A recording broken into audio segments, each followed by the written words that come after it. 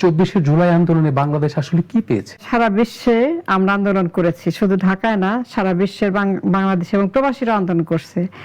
কিন্তু আপনার এই আন্দোলনের নেট ফলাফল হচ্ছে 0 এবং -0 বলতে পারেন। এখান থেকে আমাদের কোনো অর্জন হয় নাই।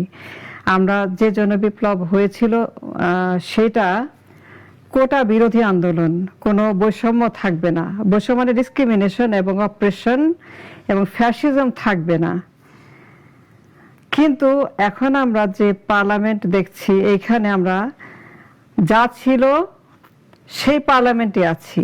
তাইলে পরে আমরা কেন 24-এ একজন স্বৈর শাসককে বিদায় করলাম? আমাদের নেট ফলাফল ইজ 0। তো জেনোসাইড কেন হয়েছে? যে আমরা একটি গণতান্ত্রিক, আমরা আমেরিকার মতো, ইউরোপের মতো, ইন্ডিয়ার মতো একটি ইউনিভার্সাল ফ্রি ডেমোক্রেটিক সিস্টেম আমরা চেয়েছি, ইলেকট্রাল সিস্টেম আমরা চেয়েছিলাম, যে এখানে জনগণের সরকার আসবে। কিন্তু আমরা আনলাম একটি পরিবারের সরকার। আপনি যদি বলেন এই পরিবার কথা কি আর সারা পৃথিবীতে আর কোথাও নেই?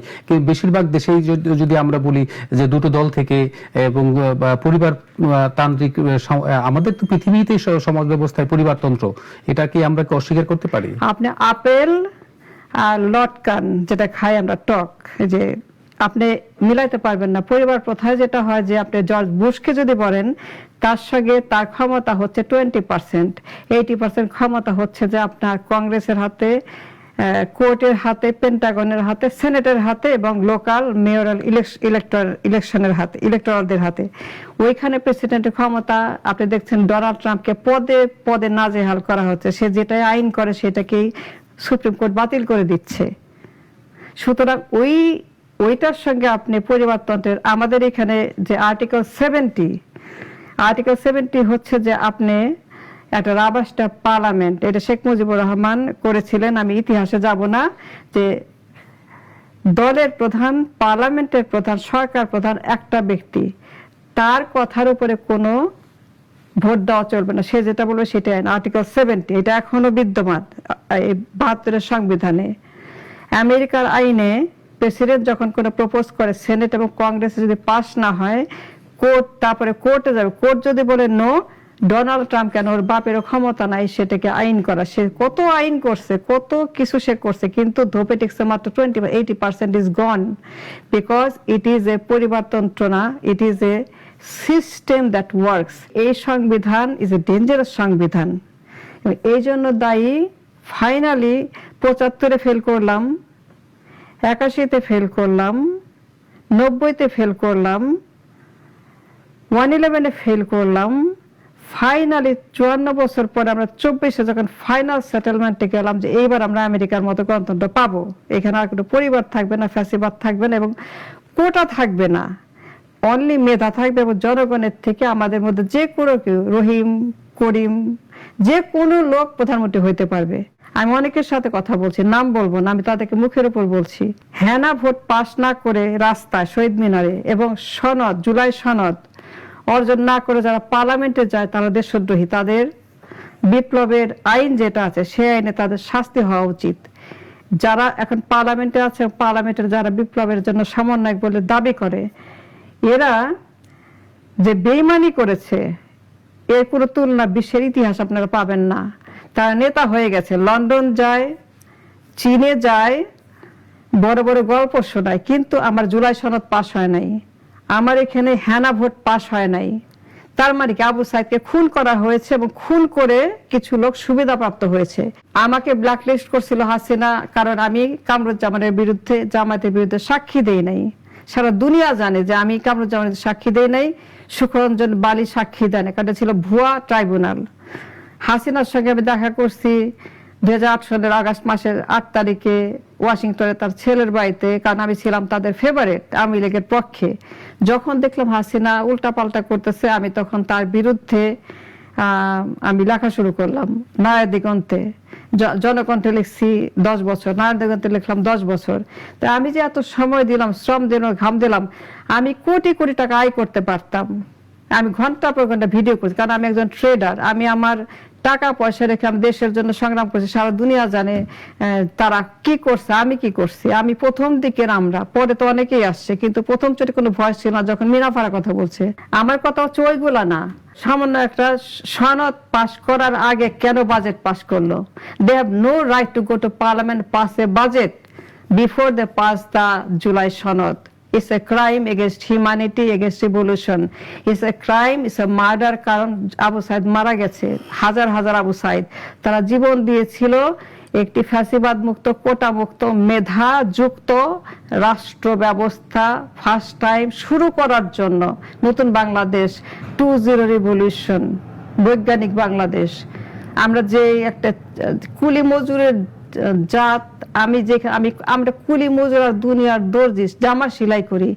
আমরা কেন $100 বিলিয়ন, মালয়েশিয়া বছরে $250 বিলিয়ন সেমি কন্ডাক্টর এক্সপোর্ট করে, আমাদের $1000 বিলিয়ন এক্সপোর্ট করার ক্ষমতা আছে, আমরা মেধা আছে, সেই সাথে ক্ষমতা আছে। না, আমাদের মেধা, আমাদের পেশি এবং মেধা দুইটাই আছে, কারণ জনসংখ্যা বিরাট, যা কারো নাই। আমরা মালয়েশিয়ায় যাই টয়লেট পরিষ্কার করতে, সৌদিতে যাই বিল্ডিং বানাইতে, অথচ আমাদের দেশের যে সম্পদ আছে, মানব সম্পদ, মেধা সম্পদ, সমুদ্র এবং সুন্দরবন এবং মাটি এবং আবহাওয়া যা আছে, কালচার এবং ভৌগোলিক অবস্থান, আমাদের এখন $5000 বিলিয়ন একটা জিডিপি থাকার কথা ছিল, সেখানে আমাদের জিডিপি মাত্র $300 বিলিয়ন। আমাদের এক্সপোর্ট হওয়ার কথা ছিল $3000 বিলিয়ন। আমাদের এক্সপোর্ট মাত্র not even $45 billion after so many years. এত লোক কাজ করে, আমরা এখানে মডার্ন ডে স্লেভারি বসাইছি গার্মেন্টসে, আমরা মডার্ন ডে স্লেভারি করতেছি মজুর দিয়ে। আমাদের প্রায় 9 কোটি মজুর, আমাদের entire GDP 90% GDP is based on labour economy. যারা লেবার ইকোনমি করে জীবনে কিছু করতে পারে না, যারা ধান লাগায়, পাট লাগায়, সেলাই মেশিন দিয়ে, সেটা কোনো ইকোনমি না। কিন্তু আপনার সামাজিক যোগাযোগ মাধ্যমে কি জুলাই আন্দোলনটাকে আসলে ক্রেডিট না দিয়ে আপনি কি মনে করেন যে সামাজিক যোগাযোগ মাধ্যমে বিভ্রান্ত ছড়ানো হয়েছে জুলাই আন্দোলনটাকে? না, জুলাই আন্দোলন ঠিক ছিল। এখন যে মতবিরোধটা তৈরি হয়েছে, মতবিরোধ তৈরি হয় নাই, মানুষের বুঝার ভুল ছিল। সমন্বয়করা যোগাযোগ করতো সবসময় একজন পতিত স্বৈরাচারের সঙ্গে। একটা স্বৈরাচারকে বিদায় করে আরেকটা পতিত স্বৈরাচারকে আনা হয়েছে। আপনারা নিশ্চয়ই ভুলে যান নাই 1/11 কেন আসছিল? একটা স্বৈরাচারকে এই দেশ থেকে ডিপোর্ট করার জন্য, যে এই দেশে প্রচুর হার্ম করছে, যে 6টা বছর এই দেশে হাওয়া ভবন বসায় এই দেশটাকে ডিস্ট্রয় করেছে, তাকে বিদায় করার জন্য 1/11 আনা হয়েছিল।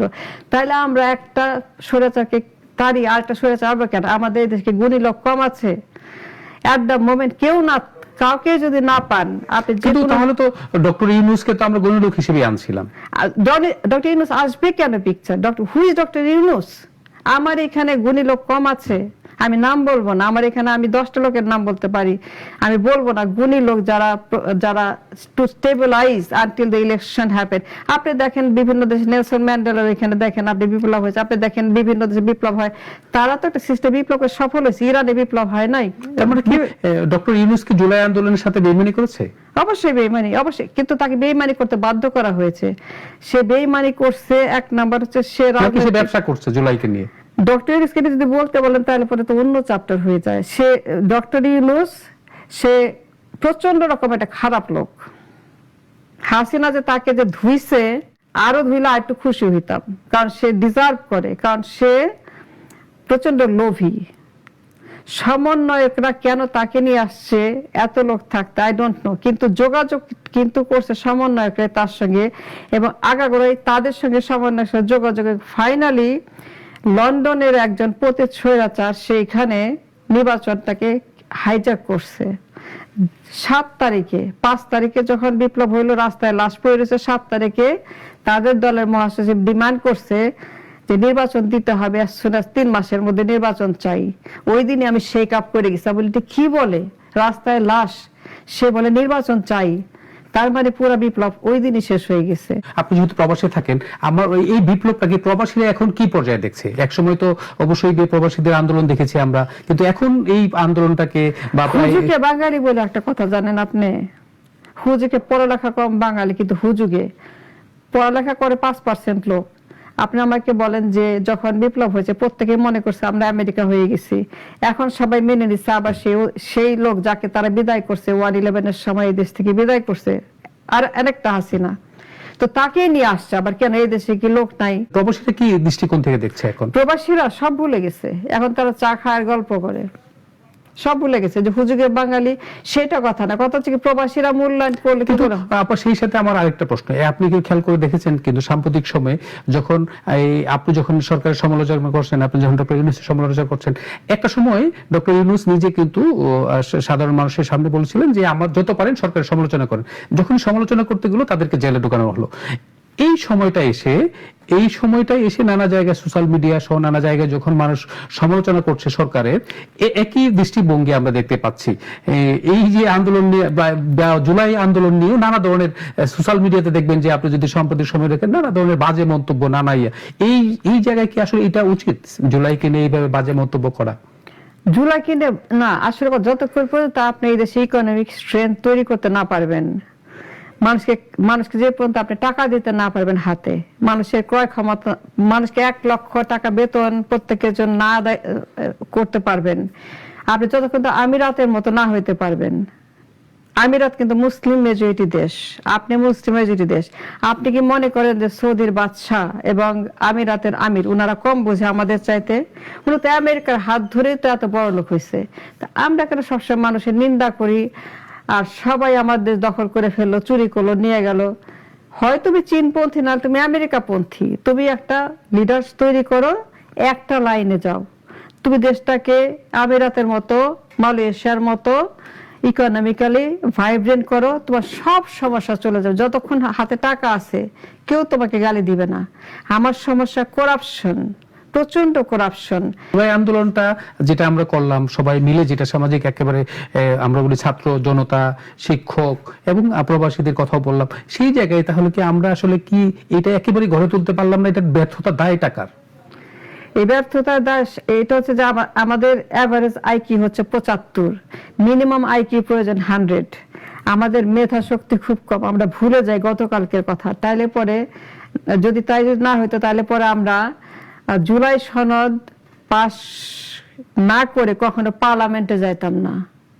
হাসনাতটা খুব স্মার্ট, কিন্তু তারা এতটা স্মার্ট না যে আগে আমি জুলাই সনদ চাই, যত রক্ত লাগে দিব, দরকার হলে পরে আরো 10,000 লোক আমরা মরে যাব, কি জুলাই সনদ না করে আমি এই শহীদ মিনারের শপথ না নিয়ে আমি এই পার্লামেন্টে ঢুকবো না।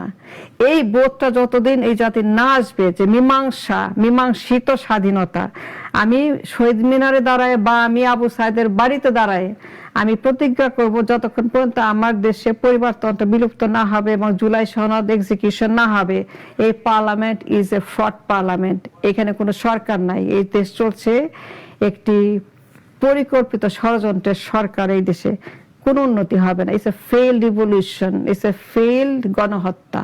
আসলে আমরা জুলাই আন্দোলনের কথা বলছি, আপনি যদি আমাকে বলেন যে তাহলে কি আমরা এই যে তরুণ প্রজন্ম যারা আছেন তাদের উদ্দেশ্যে এই বাংলাদেশ যারা প্রত্যাশা করে, যারা জুলাই আন্দোলন করেছে, সুবিধাভোগী তো কিছু মানুষ, সবাই তো সুবিধাভোগী না।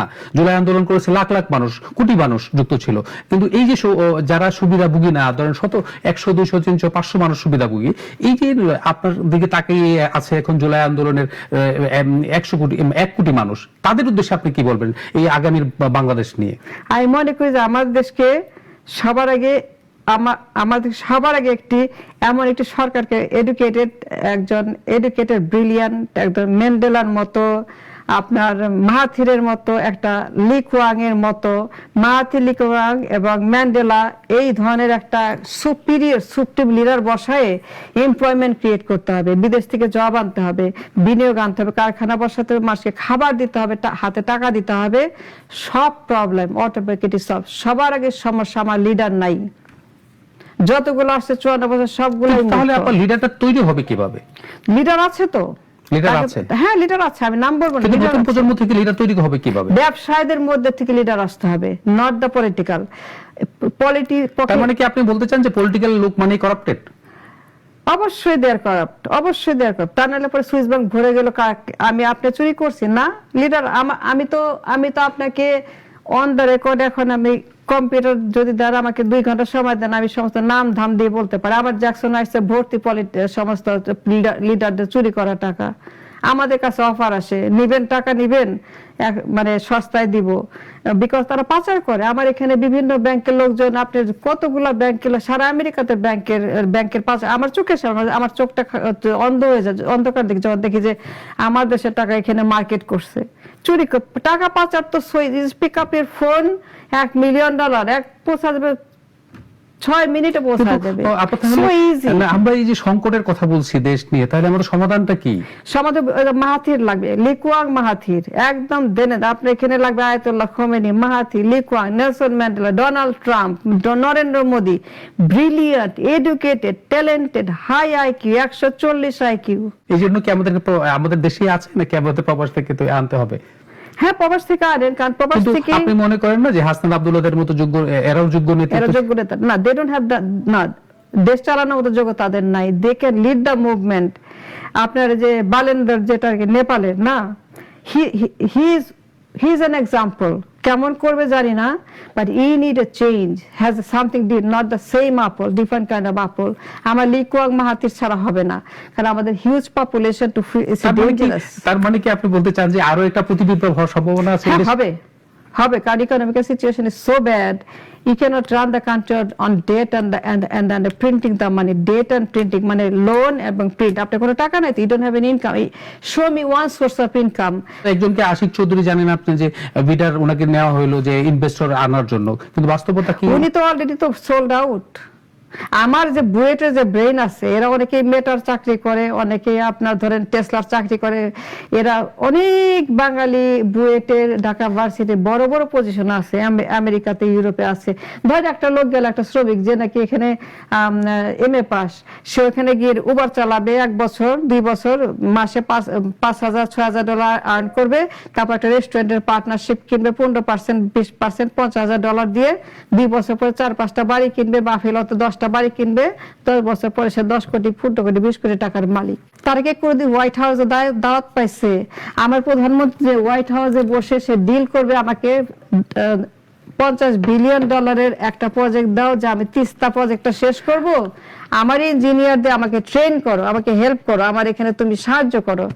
আমেরিকার হাত ধরে কিন্তু সৌদি আরব, পুরো মিডল ইস্ট কিন্তু তারা they became a rich country. আমেরিকার হাত ধরে চীন, সিঙ্গাপুরও আমেরিকার হাত ধরে এগিয়েছে। কিন্তু আমরা যদি একটু বলি আপা, তার মানে কি আমরা কি একটু যদি আপনি বললেন যে আমরা আসলে আমেরিকান বলয়ে আছি এই মুহূর্তে, নাকি চীন? আমাদের আমেরিকান বলয় নাকি কোন নৌকায় পা দিব? আমরা 2 নৌকায় পা দিয়ে আমরা PhD করতেছি, তিস্তা করব, যেই আসে সেই বলে তিস্তা করতে হবে। হোয়াট তিস্তা? ওয়াই তিস্তা? তিস্তা দিয়ে আমার হবেটা কি? আগে সবার আগে আমার প্রয়োজন আমার টার্গেট ঠিক করা, আমি কি করব, আমার মিশনটা কি। যখন ক্ষমতায় আসলে বিপ্লবের পরে, লিকুয়াং প্রথমে 3 মাস শুধু প্ল্যান করছে কি করব, তারপরে গার্মেন্টসটাকে সবার আগে গার্মেন্টস বাতিল করছে। সবার আগে আপনি গুগল করেন, সবার আগে গার্মেন্টসটাকে সে বন্ধ করে দেব, এটা হচ্ছে ডার্টি ইন্ডাস্ট্রি। সে তখন শুরু করছে তার ডেভেলপমেন্ট, কি করবে সে। তারপর সে মানে দ্বিগুণ বেতন দিয়ে বিদেশ থেকে লোক এনে নিজের দেশে ফুল এমপ্লয়মেন্ট, এত কাজ যে লোক নাই, সে বিদেশ থেকে লোক আয় না, কাজ করায় নিজের দেশে। তো প্ল্যানিং, তো আপনি তো ব্রেন থাকতে হবে। আপনি ব্রেন না থাকলে পরে ক্লাস 1-এর ছেলেকে বলে তুমি PhD করো, বাবা PhD করবে কোত্থেকে? সবাইকে তো বুঝতে হবে, হাসনাতদেরকে বুঝতে হবে যে তুমি জুলাই সনদ পাস না করে পার্লামেন্ট ঢুকতে পারো না। You have no right, after Abu Sayeed died, you have no right to go cross the Shaheed Minar. আগে আমার জুলাই সনদ পাস করতে হবে, নাহলে আমি যাবো না পার্লামেন্টে, কোনো নির্বাচন হবে না। তুমি করো, বিপ্লব করো, প্রতি বিপ্লব করো, যত মানুষ মারো, কিন্তু আমরা parliament off until you get July সনদ ডান। তো 31শে ডিসেম্বর তারিখে হবে, সব ঠিক আছে, কিন্তু সেদিন কিন্তু বাতিল হয়ে গেছে। আমি যে পরাজিত হয়েছি, আমি যে denied of my right to live as a human being, to earn money to feed my family, to buy milk for my daughter, for my son, a tablet for my wife. আমার যে একটা বাসা, এই শহরে 60% লোক বস্তিতে থাকে, slam, they have no life and they are producing 6 children because they cannot eat. So children are automatically তারা মেধাহীন। So we are creating a সম্পূর্ণ একটি ব্যাকওয়ার্ড মেধাহীন জাতি। আপনি বারবার বলছিলেন যে মাহাথিরের কথা, আলী কুইনের আলী কথা, কুইনের কথা। তো এই জায়গায় আমাদের দেশে কে আসতে পারে এরকম? আপনার কি আছে। আছে? If we have a sit down talk আপনি কি- about the আপনি কি- economics, আপনার দৃষ্টিতে 2-4 জনের নাম বলার সুযোগ আছে নাকি বলার বলতে চান না? আমি বলবো না। ধন্যবাদ মিনা ফারহা আপা আমাদেরকে সময় দেওয়ার জন্য। Thank you.